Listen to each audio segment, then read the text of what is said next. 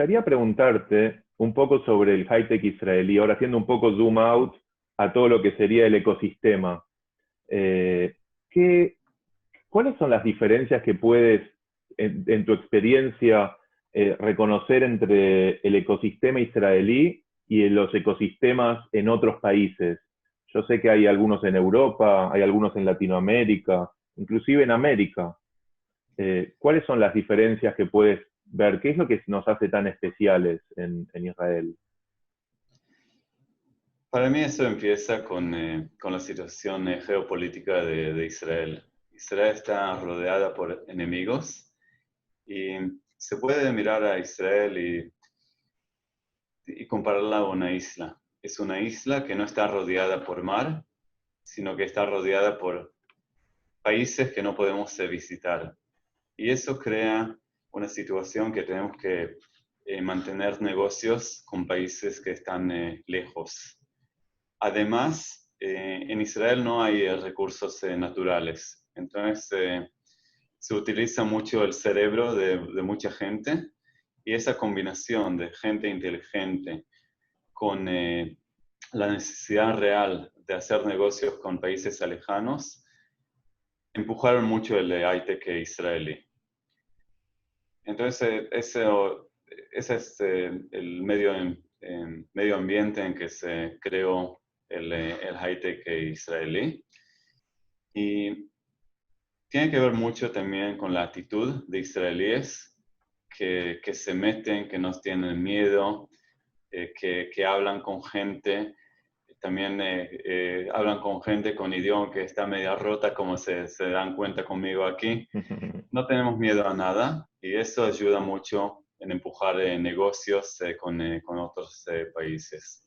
Entonces la creatividad, la necesidad de manejar negocios con países lejanos y un poco de la cultura de las personas en Israel, eso hacen el high-tech israelí lo que es. También el tema que en Israel hay una afluencia de muchos inmigrantes. Hay mucha gente de los Estados Unidos, mucha gente de Rusia, mucha gente de Europa, y eso también ayuda a que en una misma oficina tenga gente con distintas nacionalidades, distintas formas de pensar, y esto sumándole a lo que decías de la chutzpah israelí, de todos estos jóvenes que salen del ejército queriendo comerse el mundo en cuanto a su creatividad, y todo eso junto hace un poco como tú lo dices, esa situación especial en la que vive el high-tech israelí. Y si me querías dar 3 ejemplos de algo que hace distinto una empresa startup israelí y otra empresa. Situaciones que seguramente encontrarías solamente en el high-tech israelí. Si quieres te doy una para empezar. A ver, Por ejemplo, empieza. a la mañana vas seguramente a encontrarte desayunando en la cocina al CEO, a la empleada a la secretaria y a un programador. De casualidad, se fueron a preparar un café y se sentaron a desayunar ahí y se ponen ya a hablar de cosas que tal vez eso en otros lados no pasa, esa cercanía.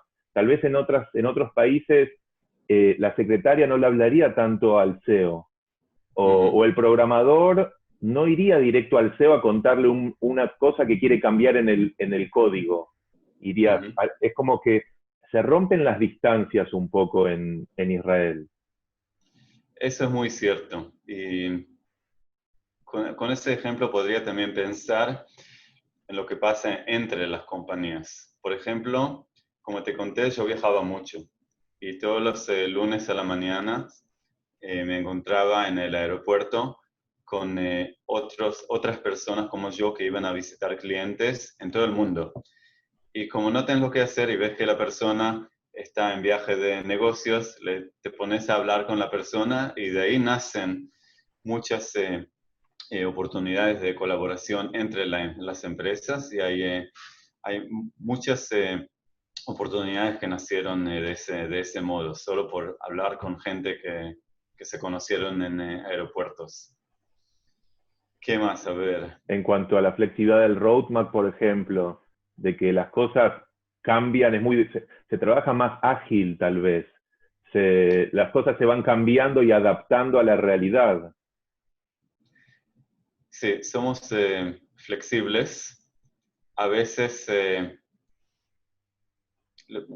una vez de las cosas que nos dicen que probablemente no es muy positiva cuando te lo dice un cliente, es que sacamos el software demasiado rápido, que no lo brindamos a la perfección Sí, y que lo empujamos al cliente porque la agilidad y la rapidez es más importante para nosotros que la perfección. Vamos a comenzar con algo pequeño que probablemente no está perfecto y lo vamos a perfeccionar con el cliente. Y eso hace las cosas más rápidas al fin del día. Si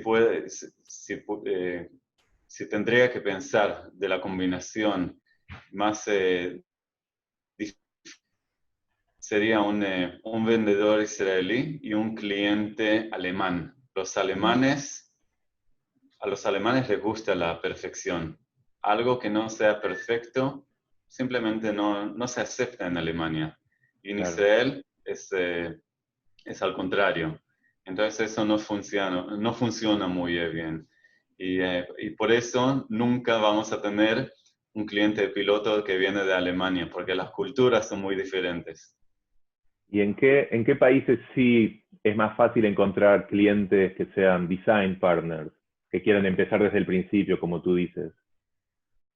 Estados Unidos, los norteamericanos son parecidos en algunos aspectos de la personalidad de la gente y también hay mucha innovación en Estados Unidos.